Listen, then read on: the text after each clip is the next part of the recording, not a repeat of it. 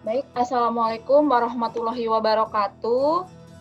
Selamat pagi, yang terhormat Bapak dan Ibu perwakilan dari Wika dan juga PP selaku PIC BUMN Lead, khususnya Bapak Dwi Angga selaku fasilitator pada sosialisasi pagi hari ini, serta Bapak dan Ibu sekalian selaku PIC masing-masing BUMN-nya. Pertama, perkenalkan saya Dea dari tim Padi dan juga ada beberapa tim Padi lainnya yang bergabung pada sosialisasi pada pagi hari ini.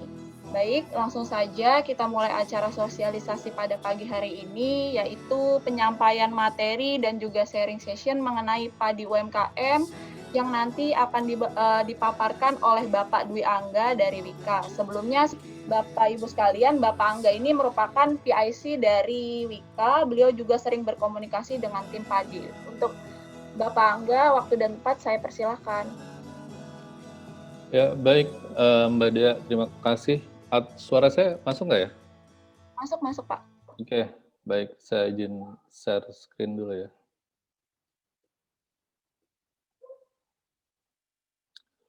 Apa sudah tampil screen-nya, Mbak Dea? Sudah, Pak.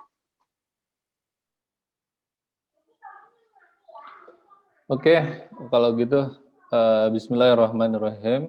Assalamualaikum warahmatullahi wabarakatuh. Selamat pagi semuanya, salam sehat selalu. Kami dari Wika, kemudian PP juga ada ya Mbak Dea ya.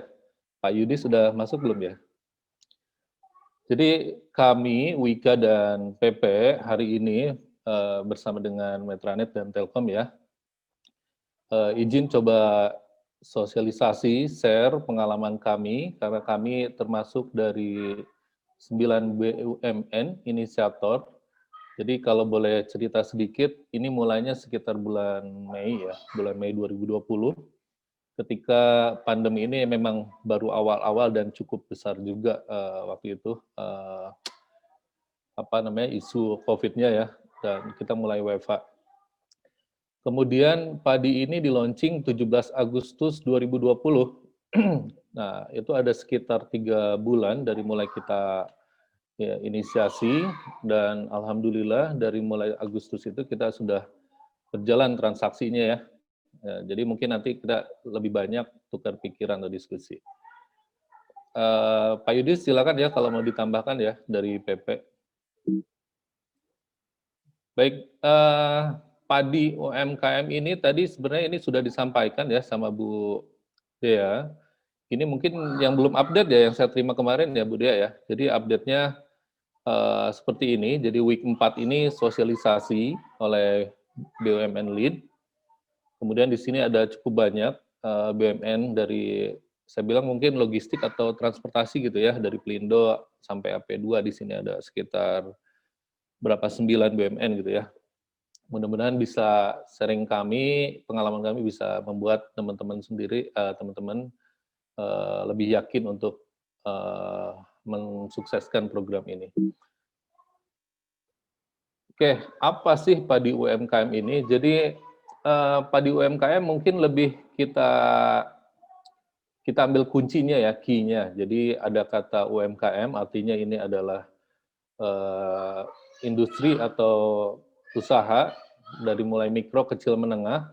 Lalu ada padinya, pasar digital. Artinya kita ingat bahwa ini e-commerce, sama seperti e-commerce lainnya yang sudah ada, Tokopedia, Bukalapak, dan lain-lain. Hanya ruang lingkupnya atau areanya ini masih sebatas pembelinya itu BUMN. Kemudian penjualnya, UMKM-nya adalah UMKM atau vendor yang diampu atau dibina atau vendor listnya BUMN itu ya. Plus ada beberapa organisasi di sini seperti HIPMI, kemudian IWAPI, Muhammadiyah, NU ya. Ada 4 setahu saya organisasi yang sudah join. Jadi itulah ekosistem padi saat ini per hari ini. Nah, nanti ditambah dengan adanya 47 BUMN termasuk dari teman-teman BUMN logistik.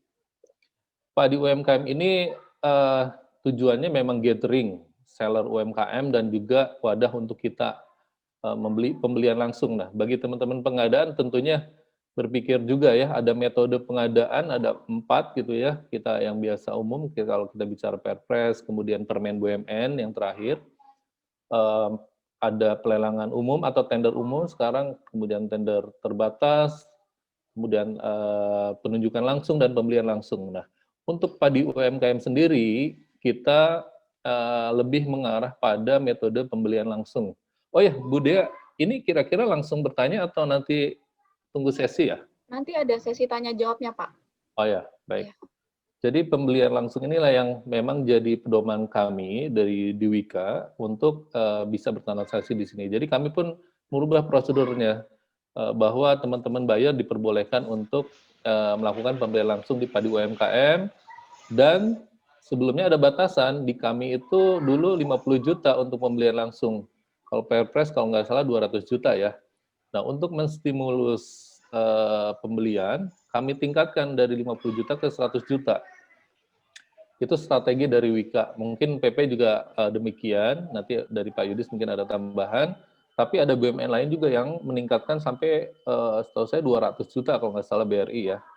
Kenapa kita tingkatkan selain stimulus, ternyata kami juga dinilai setiap bulannya, ada KPI-nya, Bapak-Bapak. Mungkin kalau sudah di-share, ada 14 parameter atau aspek KPI yang kita nilai ya, masing-masing BUMN. Yang nilai tentu saja dari Kementerian BUMN. Nah, strategi itu cukup mulai meningkatkan transaksi kita, karena aspeknya salah satu adalah berapa besaran nilai transaksi di padi UMKM. Jadi itu strateginya. Jadi kita bisa nanti diskusi saat tanya jawab apa strategi lain, nanti kita bisa share ya. Tapi dalam konteks padi UMKM ini adalah ini program pemerintah, program nyata dari Kementerian BUMN bahwa UMKM, kalau kita bicara UMKM, kita search browsing tentang UMKM, memang betul Bapak-Bapak, kita 99% ada yang bilang bahwa di Indonesia itu UMKM, sisanya perusahaan besar seperti Bapak-Bapak semua ya, kita semua dari BUMN. Lalu UMKM sendiri apa sih benefitnya? Kemudian apa namanya manfaatnya? Kenapa kita harus dorong transaksi kepada UMKM? Tentunya yang pertama ini sharing ya. Ini kita buat fondasi dulu buat yakin teman-teman, karena di awal-awal kami juga sedikit ini yakin jadi program utama, sehingga program lain kami di 2020 itu ternyata porsi UMKM cukup besar jadinya di program saya sendiri gitu ya, tim UMKM di Wika. Nah, pertama adalah tentunya mengentaskan kemiskinan. UMKM apa alasan kok bisa menjadi mengentaskan kemiskinan ya? Tentunya karena tadi 99% kemudian ada informasi atau indeks bahwa 97% penyerapan tenaga kerja pada UMKM. Nah, itu bukti yang nyata bahwa tenaga kerja yang kerja di mana di UMKM itu adalah penduduk sekitarnya gitu. Jadi memang benar-benar nyata bahwa tenaga kerja diserap oleh UMKM, tentunya itu ya. Kedua mungkin pemerataan ekonomi. Kalau pemerataan ekonomi tentunya mikro-mikro kecil di pelosok menyebabkan tenaga kerja itu nggak perlu ke pusat kota, ke ibu kota atau kota-kota besar, sehingga ekonominya berjalan di pelosok-pelosok. Ya, itu tujuan dari pemerataan ekonomi. Kemudian juga ada yang bilang adalah pembentukan PDB. Kenapa? Karena PDB sendiri kita tahu bahwa rumusnya konsumsi, kemudian investasi, kemudian pembelanjaan pemerintah ya, dan ekspor impor. Nah, konsumsi sendiri itu tentunya berhubungan berat dengan tadi masyarakat sendiri ya, yang kerja di UMKM, kemudian yang memiliki UMKM, sehingga konsumsinya tinggi.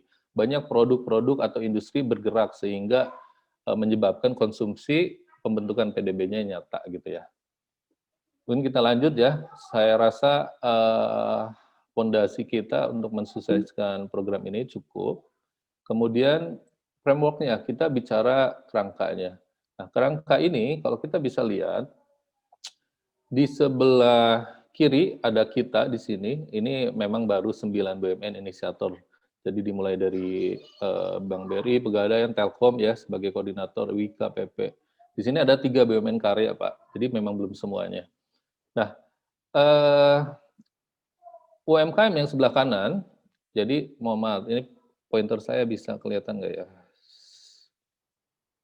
Sebentar. Jadi UMKM di sini itu ada dua cara masuk ke dalam ekosistem ya, atau masuk ke dalam e-commerce ini. Pertama dia melalui vendornya BUMN yang tadi saya sampaikan, atau dia bisa registrasi UMKM secara mandiri gitu ya, langsung masuk ke websitenya. Kemudian lalu di tengah ini ada agregator. Jadi agregator ya tentunya mengkolek ya, mengagregasi semua data dari vendor BUMN, termasuk di sini ada Rumah BUMN, Indonesia Mall, program pembinaan UMKM, ini digabung semua UMKM masuk ke dalam platform ini, Padi UMKM, di agregator ini yang kelola adalah Telkom ya, dan Metranet anak perusahaannya.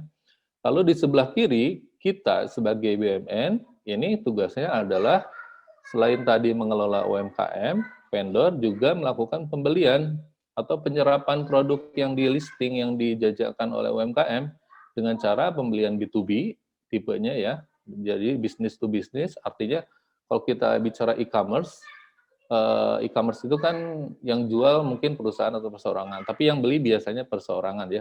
Saya nggak tahu ada akun perusahaan nggak di dalam Tokopedia atau Bukalapak. Kalau memang nggak ada, itu artinya B2C. Jadi yang B2C yang bawah itu contohnya seperti itu. Tapi kalau B2B yang beli adalah akunnya perusahaan gitu ya, seperti Wika, Waskita dan lain-lain. Jadi akunnya pembelinya adalah perusahaan. Lalu selain kita melakukan pembelian di B2B, kita pun perlu melaporkan transaksi pengadaan internal BUMN, IPROK gitu ya. Jadi yang tadi kita belanja langsung ke e-commerce, kita pun yang kita melakukan pengadaan UMKM yang belum dipadi, artinya yang masih manual atau menggunakan IPROK, tapi bunyinya IPROK ya, itu tetap kita harus laporkan setiap minggunya ke agregator ini, ke control tower namanya. Jadi control tower itu mengkolek semua data yang tadi pembelian dari Padi UMKM, kemudian kita akan masuk datanya ke control tower lewat Padi. Kemudian kalau dari BUMN yang lain, transaksi IPROK manual itu masuk ke agregator ya teman-teman gitu ya, ke control tower, tapi yang manual tanpa melalui Padi. Dan ini perlu submit datanya gitu. Oke ya, mungkin dari situ kita lanjut ya.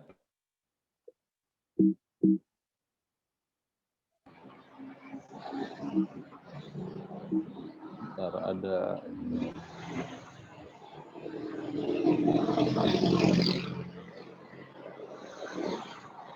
lalu tadi sudah disampaikan bahwa ini adalah Padi B2B UMKM ya. Jadi sebuah platform yang khusus menghubungkan transaksi ini standar ya, kita tadi sudah sampaikan. Bentuknya seperti ini. Nanti teman-teman kalau sudah punya akunnya bisa coba. Kemudian di sini ada bisnis prosesnya, probisnya ya. Jadi yang pertama tentunya BUMN itu memberikan informasi, ibaratnya search lah ya, barangnya apa sih yang mau dibeli. Atau teman-teman BUMN itu menyampaikan rencana 3 bulan ya, jadi 3 bulan ke depan itu ditargetkan sudah disampaikan rencananya. Nah, B2B berapa, kemudian IPROK berapa. Gitu. Jadi maaf mungkin ada yang mic-nya kebuka ya, bisa bantu di mute. Kemudian setelah kita sampaikan informasi rencana 3 bulan, oh ya itu juga tersambung atau terkait dengan KPI kita. Jadi kita diminta 3 bulanan ke depan itu disampaikan. Nah, ada nilainya juga Pak, Bapak-Bapak nanti. Ketika kita menyampaikannya terlambat, nilainya sekian. Tepat waktu, sekian. Jadi kalau nggak salah 7 hari sebelum berakhirnya bulan terakhir gitu ya, kita harus menyampaikan. Misalnya kalau kita harus menyampaikan Januari, Februari, Maret, berarti di tanggal 23 Desember kita harus sudah sampaikan Januari, Februari, Maret gitu ya. Untuk bulan Aprilnya kita harus sampaikan tanggal 23 Januari. Nah, ini informasi barang yang harus kita beli. Lalu proses transaksi. Nah, kita lakukan proses transaksi pembelian barangnya di e-commerce. lalu penjualnya nanti mengirimkan barang, tentunya dengan third party logistik ya, 3PL. Di sini ada post log gitu ya. Sementara kemudian kalau nggak salah ada JNE juga kalau nggak salah. Dan nanti ada Grab. Saya kurang update juga nih kalau yang logistik. Kemudian lalu dikirimkan barangnya.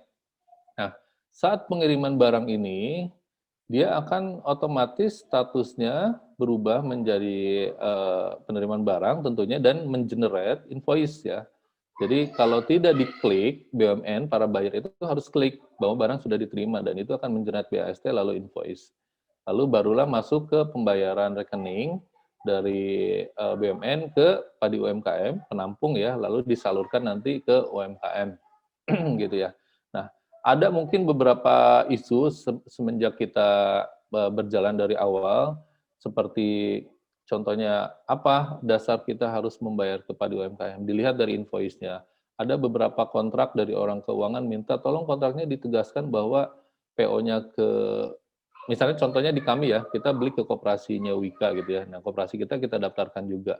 Yang biasanya kita langsung ke koperasi pembayarannya, sekarang harus melakukan perubahan ke padi UMKM dulu, rekeningnya baru disalurkan ke koperasi kami. Nah, itu perlu ada penambahan surat pernyataan atau apa, itu terkait perlakuan di keuangan kami. Mungkin nanti silahkan bisa sharing di sesi tanya jawab. Intinya adalah proses bisnisnya sederhana seperti ini ya. Lalu kita masuk ke buyer group. Di sini buyer group itu, jadi contohnya kalau Wika punya ada beberapa divisi gitu ya, masing-masing punya grupnya. Nah itu disebut masing-masing divisi itu buyer groupnya gitu ya. Nah buyer group ini nanti juga masuk ke KPI Bapak-Bapak. Jadi kalau sudah didaftarkan, misalnya Wika mendapatkan 10, tapi ada yang belum aktif 3, tentunya yang tidak aktif itu belum bisa transaksi ya. Nah itu akan dinilai juga KPI-nya. Nah, buyer group ini dibagi 2. Jadi ada staff-nya, kemudian ada manajernya sebagai approval-nya. Nah, staff ini mengajukan atau memilih barangnya, lalu masukin keranjang penuh, lalu diajukan ke manajernya. Nah, manajernya nanti approve atau tidak, itu tergantung dari tentunya kebijakan manajernya ya. Nah, tipsnya mungkin karena ini pembelian langsung, prinsip pengadaan tentu harus terpenuhi juga. Intinya adalah harganya kompetitif atau tidak. Jangan sampai buyer itu memilih harga barang yang sebenarnya di pasar itu ada yang lebih murah gitu. Nah, kita harus perlu melihat barang-barang mana yang lebih cocok, termasuk juga spesifikasinya ya. Nah, approval ini ternyata dilakukan hanya untuk pengadaan yang tempo, yang bayarnya tempo gitu ya. Jadi kalau yang bayarnya cash atau kartu kredit, setahu kami itu tidak ada approval ke manajernya. Nah ini jadi concern bagi kebijakan dari masing-masing BUMN, tolong diperhatikan hal ini. Lalu setelah oke, transaksinya, prosesnya seperti tadi ya, diproses oleh penjualnya. Dan ini statusnya juga akan terekam di control tower, jadi ada admin yang bisa melihat semua ini. Jadi nanti masing-masing BUMN diberi satu admin yang bisa melihat semua transaksi bayarnya, sehingga ketika ada sesuatu yang dirasa aneh atau apa, nah itu adminnya bisa langsung melihat duluan ya, jadi visibility-nya ada. Kemudian untuk flow registrasi bayar tentunya sederhana, jadi dari tim padi ini nanti ada form, nanti di akhir ya, form itu harus diisi oleh data bayarnya, oleh adminnya mungkin ya, lalu nanti didaftarkan oleh tim padi untuk menjadi akun buyer. Nah saat sudah oke diproses, nanti ada link aktivasi, jangan lupa biasanya kelupaan, manajernya lupa, kadang tidak aktivasi, atau bayarnya sendiri yang lupa. Nah, satu manajer juga bisa memiliki 2 buyer. Nah, seperti itu ya, mungkin dibagi kebijakannya untuk yang operasional atau yang untuk project misalnya gitu, atau yang biasanya untuk kebutuhan korporasi, atau yang betul-betul untuk operasionalnya, produksinya itu bisa dipisah. Kalau Wika dipisah seperti itu ada. Jadi untuk yang kebutuhan kantor atau kebutuhan yang di lapangan di project-nya. Setelah aktivasi tentunya bayarnya sudah aktif dan bisa melakukan pembayaran ya. Lalu kalau kita berbicara UMKM onboarding-nya, UMKM-nya, keuntungannya bagi UMKM atau vendor kita yang statusnya UMKM, itu bisa tentunya memperluas pasar dari perusahaan BUMN itu ya. karena bisa dibeli oleh BUMN lainnya juga gitu. Kemudian bisa terintegrasi dengan sistem logistik terkait pengirimannya. Kepastian pembayaran juga dimonitor. Nah, ini kepastian pembayaran ternyata ada monitoringnya juga. Walaupun tidak masuk ke KPI, setahu kami ya, tapi tetap ada slide yang setiap minggu itu selalu dimonitor. Ini menjadi konsentrasi kami juga di Wika, agar UMKM ini nggak telat bayar lah. Mungkin teman-teman sendiri tahu ya, kalau kadang bisa kita telat bayar, tapi karena ini dimonitor oleh kementerian, kita sedikit was-was juga, bahkan monitornya berlebihan juga kita terhadap pembayaran ke keuangan. Jadi ada lebih effort khusus ya, tapi ini tujuannya baik. Kemudian ada fasilitas pembiayaan yang lebih mudah. Jadi dari BRI, Pegadaian gitu ya, dan PNM juga ada fasilitas terkait pembiayaan gitu. Ini lebih terintegrasi. Lalu apa syarat bergabungnya? Tentunya yang utama ada KTP karena bisa jadi perseorangan UMKM-nya ya. Karena kalau kita bicara, kalau kita bicara kategori atau definisi UMKM, kita bisa lihat Undang-Undang Nomor 20 Tahun 2008 tentang UMKM. Jadi kriteria mikro itu apa sih? Oh, dia sekitar berapa ya? 50 juta kalau nggak salah ya. Penjualannya. Jadi ada dua kriteria, dua aspek. Pertama adalah omset setiap tahunnya, omset penjualannya. Yang kedua adalah asetnya yang bernilai berapa. Nah, mikro itu berapa, kemudian kecil berapa, menengah berapa. Nah, kita mungkin tidak bisa akurat, tapi ada tips yang kita bisa lihat, misalnya dalam setahun dia dapat kontrak dari kita berapa sih, oh ya bisa masuk seperti itu. Atau dari siupnya atau apanya ya, surat izinnya kalau nggak salah ada besar, kecil, menengah ya, kalau di siup itu kalau nggak salah, nah itu bisa kita cek juga di NIB atau di siupnya. Lalu selain KTP, NPWP itu tetap tentunya wajib ya untuk B2B, tapi tidak wajib untuk B2C. Kemudian rekening bank, email, sama nomor ponsel. Lalu ada tambahan NIB, SIUP, TDP, Akta. Nah, NIB ini sendiri pun rencananya mau terintegrasi dengan BKPM. Jadi sistem ini akan terintegrasi supaya datanya nyambung semua, master datanya jelas. Gitu. Kemudian untuk flow registrasinya, tentunya ini yang perlu diingat karena ada hubungannya dengan KPI. Jadi seller registrasi, kemudian direview oleh tim padi UMKM. Setelah register, dia jangan lupa karena ada link yang harus diaktifasi di emailnya si UMKM atau vendornya itu. Nah, setelah activated, dia harus listing produknya. Nah, setelah produknya disetujui, artinya produknya tayang dan bisa dibeli oleh UMKM. Nah, KPI kami saat ini bagi 9 inisiator BUMN juga ada, yaitu seberapa banyak presentase listingnya terhadap yang activated gitu ya. Kalau ada 10 vendor yang listing 7, yang sisanya masih activated 3, berarti dia 70%. Nah, targetnya setahu saya kalau nggak salah 90%. Nah, ini jadi concern juga, jangan sampai strateginya disiapkan. Jangan sampai semua masuk UMKM tapi tidak di follow up sampai listing ya. Atau bahkan UMKM-nya malah nggak mau gitu ya, malah nggak mau listing, saya nggak cocok di padi ini produk saya ini. Nah, ini perlu memang apa ya, mereka udah ada zona nyaman gitu ya. Kemudian mereka juga malas atau ada banyak alasan yang bagi mereka yang malas listing gitu ya. Entah mereka produknya nggak cocok, cara penulisan di produknya seperti apa, itu perlu digali lagi sama vendor-vendornya ya. Tapi saya rasa memungkinkan, dan perlu diingat juga terkait metode pengadaan bahwa pembelian langsung itu kalau di aturannya di prosedur kami 100 juta. Jadi kalau memang ada produk yang nggak mungkin di bawah 100 juta memang agak susah juga untuk kita beli ya. Tapi minimal dia sudah terdaftar dalam UMKM-nya padi, master data atau database-nya, sehingga nanti pengembangan di e-prok-nya itu udah nggak perlu nunggu registrasi lagi gitu ya. Kalau e-prok kan nanti nilainya bisa banyak. Mungkin itu dari saya, Mbak Dea, teman-teman dari BUMN lain, kami kembalikan ke moderator. Terima kasih. Ya, baik. Terima kasih Pak Dwi Angga atas pemaparan tentang padi UMKM-nya. Mungkin dari Pak Yudi selaku Lead BUMN dengan Wika dari PP, apakah ada yang ingin ditambahkan, Pak? Oh ya, Pak Yudi, silakan Pak Yudi. Ya, silakan Pak. Assalamualaikum warahmatullahi wabarakatuh. Waalaikumsalam. Salam. Kenal buat teman-teman semua. Saya dari PP, Yudhistira.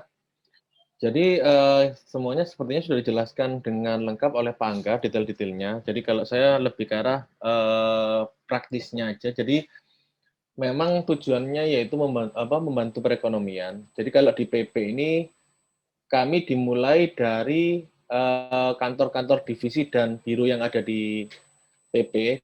Jadi kantor-kantornya dulu yang wajib untuk membeli padi. Gitu. Jadi semua divisi wajib, dan kita juga dari SCM, kebetulan saya dari SCM, mewajibkan seluruh transaksi harian, bisa makan, ATK, dan lain sebagainya, itu wajib melalui padi. Nah, itu yang bisa membantu mendongkrak pembelian yang cukup besar juga. Jadi semua divisi mulai dari biaya kebutuhannya, biaya usaha lah ya bahasanya, itu membeli lewat padi. Terus kita juga mulai bergerak di project-project.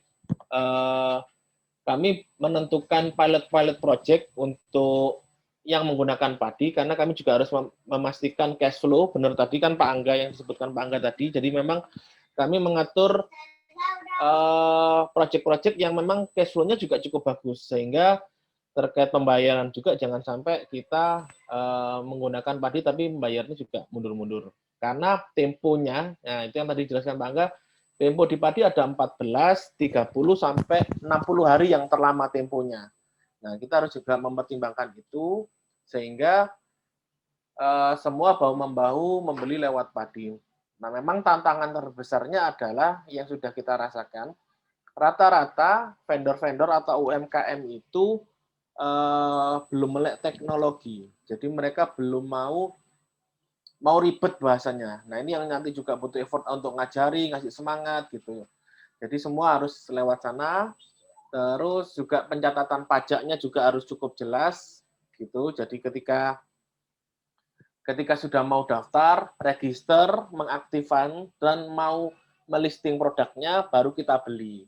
Nah, gitu. Jadi terus juga dilanjutkan di proses pembayaran, di mana kita juga harus menerbitkan faktur pajak, di mana faktur pajaknya juga bisa dimasukkan padi. Nah, itu juga kita harus benar-benar memaintain biar teman-teman mau digital gitu bahasanya.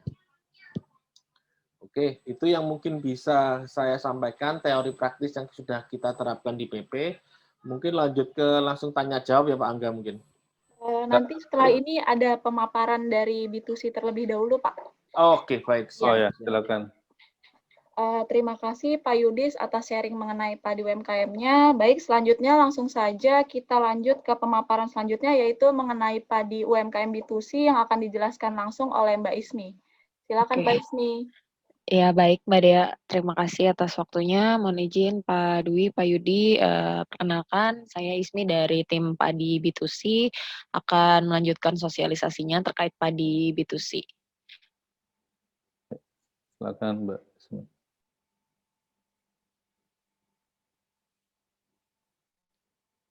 Oke, sebelumnya Assalamualaikum warahmatullahi wabarakatuh. Selamat pagi semuanya, salam kenal. Di sini saya akan menjelaskan terkait padi B2C, melanjutkan tadi penjelasan dari Pak Dwi.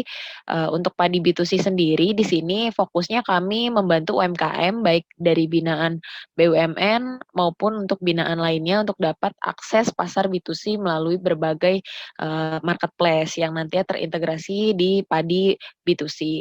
Nah, ini untuk tentang padi B2C-nya itu sendiri, di mana di padi B2C ini kami menyediakan layanan manajemen toko digital mulai dari pengelolaan stok, memasarkan produk dengan web store dan juga marketplace yang dapat terintegrasi dalam satu platform. Sehingga nanti harapannya pada saat pemilik bisnis bergabung, UMKM bergabung di padi UMKM B2C ini, mereka dapat lebih maksimal lagi dalam mengelola kegiatan operasional tokonya dan juga pelanggannya dari berbagai saluran seperti marketplace secara mudah, simpel, dan juga terpusat menggunakan padi B2C. Jadi memang fokusnya padi B2C ini untuk memperluas pasar, memperluas kanal penjualan bagi para UMKM agar dapat memasarkan produknya di berbagai marketplace yang terintegrasi atau yang sudah bekerja sama dengan padi B2C. Nah, berikut untuk UMKM onboarding-nya, keuntungan padi B2C untuk UMKM itu sendiri, yang pertama, UMKM ini bisa mendapatkan atau menggunakan fitur pengelolaan terpusat.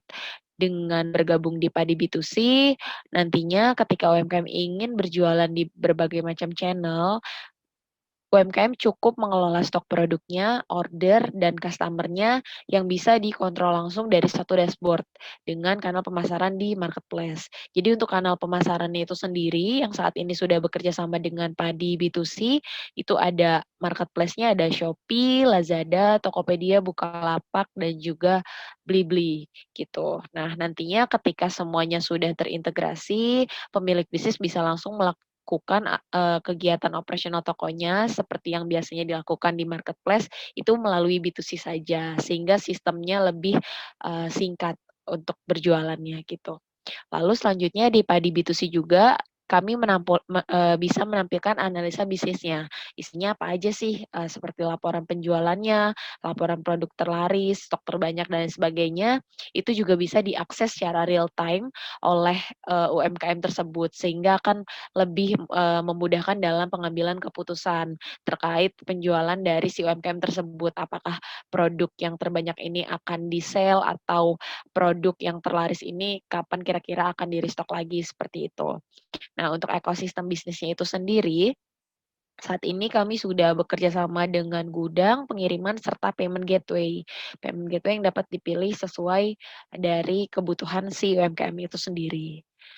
Nah, di sini persyaratan pendaftaran untuk di Padi B2C cukup mudah, UMKM hanya cukup memerlukan memiliki email aktif ataupun nomor ponsel saja, yang nantinya digunakan sebagai persyaratan untuk daftar di Padi B2C, seperti itu. Nah, untuk user flow-nya itu sendiri dari Padi UMKM B2C di sini, yang pink ini seller, yang biru ini sebagai buyer, di mana sama seperti halnya berjualan di marketplace, yang pertama harus sign up dulu pastinya di Padi UMKM, lalu mengisi data penjualnya nih, nama lengkap dan sebagainya.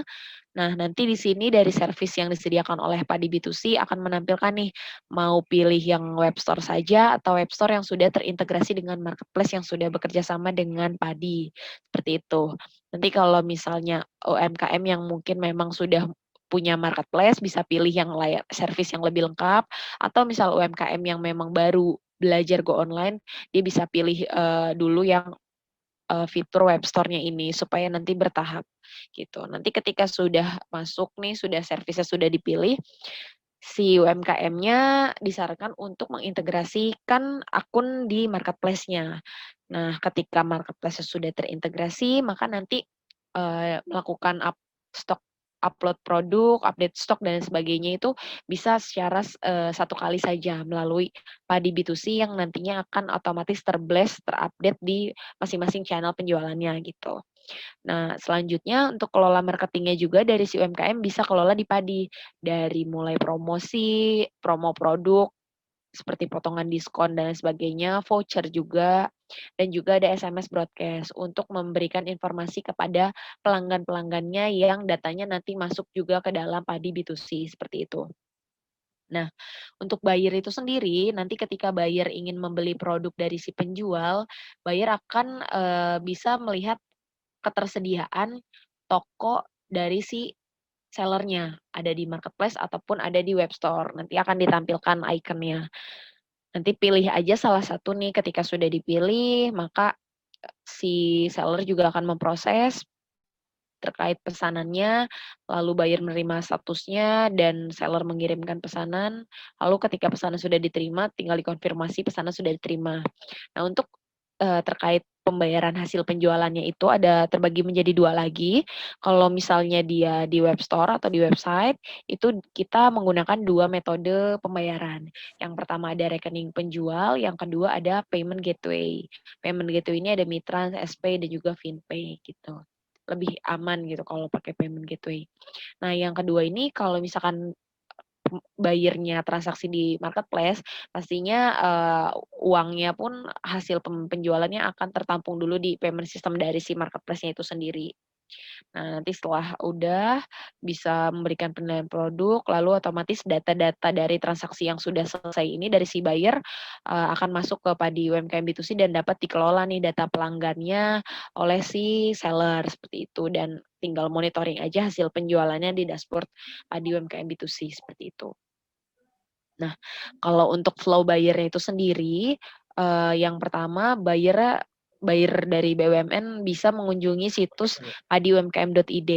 Nah, ketika sudah masuk di webpage dari padiumkm.id, bisa pilih menu yang B2C, lalu bisa mencari produk yang dibutuhkan. Nah, ketika produknya sudah ditemukan, buyer bisa melihat nih ketersediaan produknya ini ada di toko online atau marketplace mana saja gitu. Ketika nanti sudah terlihat ketersediaan produknya, tinggal dipilih aja salah satu link pembeliannya, lalu nanti sistem akan mewajibkan buyer untuk mengisi formulir pembelian dari BUMN, seperti kode BUMN, nama, dan juga nomor telepon gitu. Ketika sudah, nanti akan otomatis tergenerate ke toko online yang tadi sudah dipilih. Pembayaran pun akan dilanjutkan di toko online masing-masing, seperti itu. Nah, kalau untuk flow registrasi sebagai UMKM-nya, yang pertama UMKM bisa mengunjungi web Padi di penjual.padiumkm.id. Jadi ketika sudah masuk ke webnya Padi seperti ini, bisa langsung klik aja yang B2C. Klik B2C, lalu klik daftar. Nanti ketika klik daftar, di sini ada yang tadi persyaratan daftar, bisa pakai email atau nomor telepon saja. Di-input aja salah satunya, lalu diklik masuk.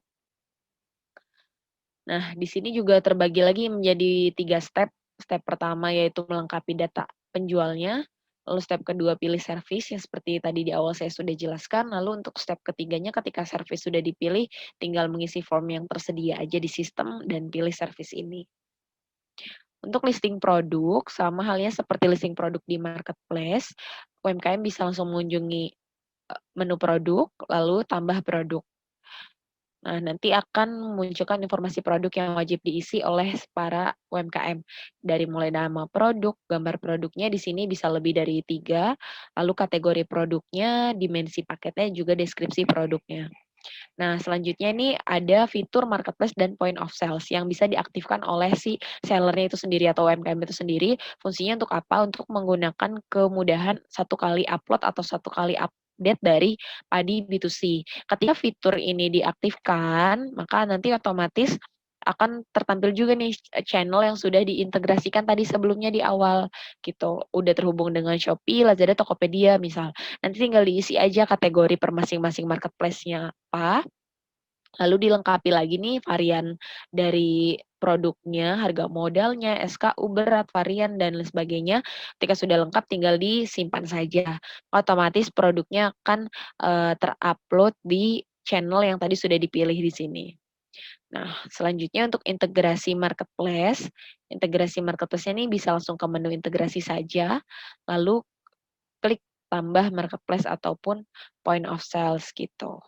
Kan nanti ketika sudah dipilih salah satu marketplace-nya, Shopee misalnya, nih nanti Shopee-nya udah login ke sini, ke Padi B2C, otomatis diklik sinkron aja.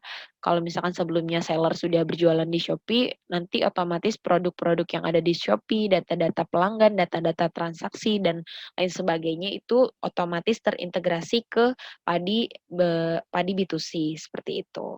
Tinggal diklik sinkron saja, maka otomatis datanya semuanya akan masuk ke Padi B2C, seperti itu.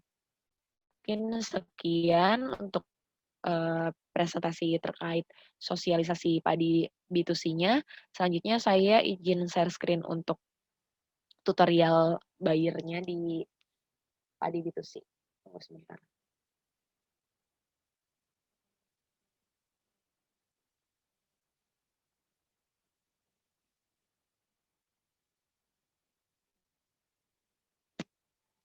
Nah, di sini Bapak Ibu di YouTube-nya Padi UMKM, nanti apabila Bapak Ibu membutuhkan informasi terkait tutorial penggunaan padi atau cara membeli produk di Padi UMKM, bisa langsung kunjungi aja di YouTube kami di Padi UMKM. Di sini sudah disediakan berbagai video panduan untuk UMKM dan juga untuk buyer. Seperti itu. Selamat datang di Pasar Digital Padi UMKM B2C. Cara membeli di pasar digital padi UMKM B2C. Langkah pertama, Anda bisa masuk web pasar digital padi UMKM B2C dengan alamat padiumkm.id. Lalu, klik B2C. Anda bisa mencari barang berdasarkan kategori yang tersedia. Klik salah satu kategori yang ingin Anda pilih.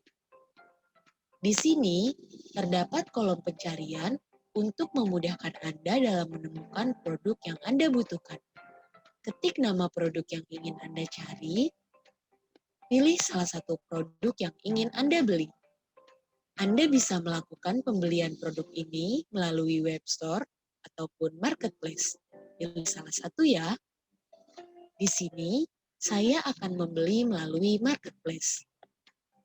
Sebelum masuk ke marketplace, Anda akan diminta untuk mengisi informasi pembeli seperti kode BUMN, nama, dan nomor telepon. Pastikan nomor telepon yang diisi sesuai dengan nomor yang terdaftar di marketplace ya. Selanjutnya, klik ingat saya dan klik menuju Shopee. Anda akan diarahkan langsung ke landing page produk tersebut di Shopee. Pilih variasi produk yang Anda inginkan, masukkan jumlah stok, dan klik beli sekarang. Lalu, klik check out. Selanjutnya, klik buat pesanan. Selamat, pembelian Anda berhasil diproses. Seperti itu Bapak Ibu untuk tutorial terkait cara membeli di Padi B2C. Sekian dari saya dan terima kasih. Saya lanjutkan ke Mbak Dea apabila ada pertanyaan. Baik, terima kasih Mbak Ismi atas pemaparannya mengenai padi B2C-nya. Selanjutnya kita langsung saja ke sesi tanya jawab atau sharing ya Bapak Ibu ya. Jadi dipersilahkan Bapak Ibu jika ada yang ingin ditanyakan ke Pak Angga atau ke Pak Yudis tentang pengalamannya di padi. Silahkan.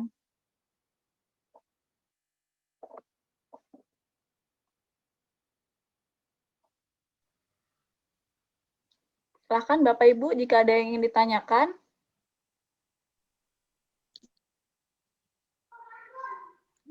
Ada Selamat dari pagi. Garuda. Ya, selamat pagi Pak. Terima kasih, saya Agung Pak dari KAI Pak. Izin bertanya sih, kemarin kita sudah diskusi dengan teman-teman KAI yang lain. Ada beberapa pertanyaan yang nanti butuh ya mungkin informasi tepatnya gitulah ya. Pertama, jika yang kemarin kan yang dikirim lewat API itu kan ada transaksi sama UMKM Pak ya. Itu kita kirim UMKM-nya itu, kalau dari penjelasan tadi kan saya nggak tahu ya, apakah yang kita kirim UMKM-nya itu kita harus konfirmasi ke UMKM-nya apakah dia mau dimasukkan ke dalam padi atau enggak. Itu aja Pak. Terus kemudian umpamanya kereta api punya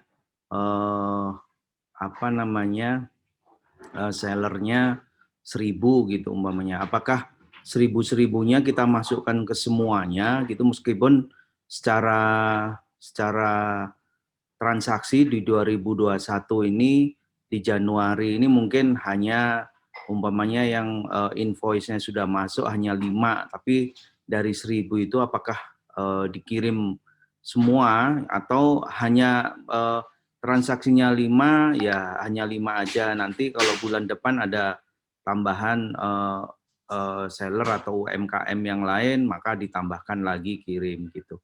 Itu 2 pertanyaan Pak. Terus pertanyaan ketiga,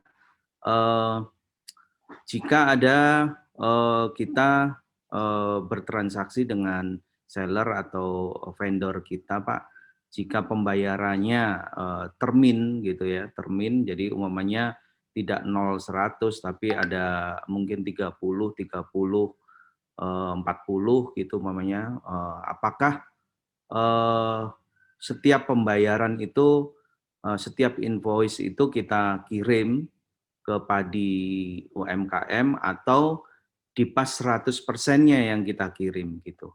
Mungkin itu Pak sementara pertanyaan saya. Terima kasih. Terima kasih Pak Agung.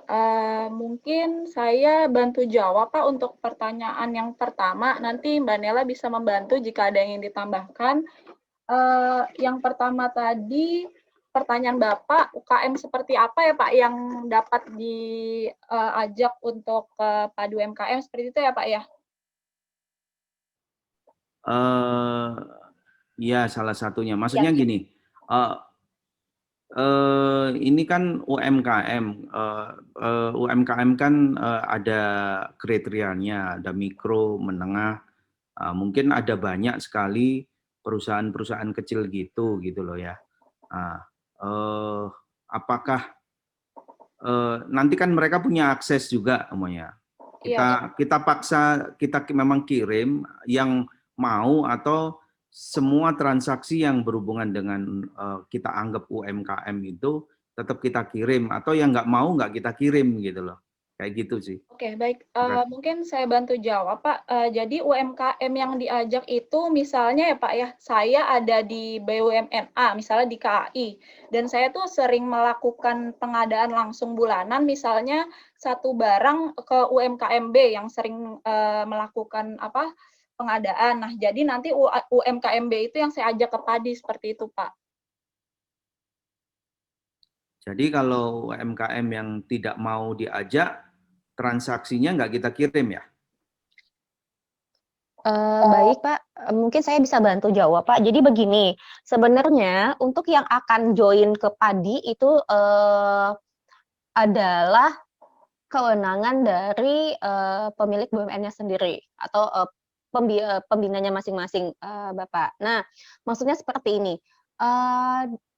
Sekarang mungkin memang difokuskan untuk yang join di B2B ini adalah UMKM atau vendor yang memang sudah melakukan transaksi di Bapak, jadi sering melakukan transaksi sama BUMN terkait. Nah, menurut saya di sini memang butuh filterisasi Bapak, karena sesuai yang sudah diinformasikan sama Pak Dwi Angga tadi, untuk yang bergabung di B2B itu memang sedikit lebih ketat. Jadi di mana si vendornya ini sudah memiliki NPWP dan KTP. Nah, harapan kami nanti difilterisasi dulu Pak yang sesuai dengan kriterianya untuk bergabung di B2B. Nah, kemudian nanti dari Bapak juga mulai memasukkan vendor-vendor yang akan bertransaksi begitu. Jadi tidak harus kayak misalnya saya punya 1.000 UMKM atau vendor, apakah difilterisasi dulu aja. Nah, nanti beneran yang mau dilakukan transaksi, yang Bapak mau melakukan transaksi, nah nanti si vendornya diajak join ke Padi B2B begitu, Pak. Berarti kalau yang sistemnya kan ada sistem B2B, ada sistem yang kalau awal-awal ini kan kita belum B2B dulu ya. Jadi kalau sistem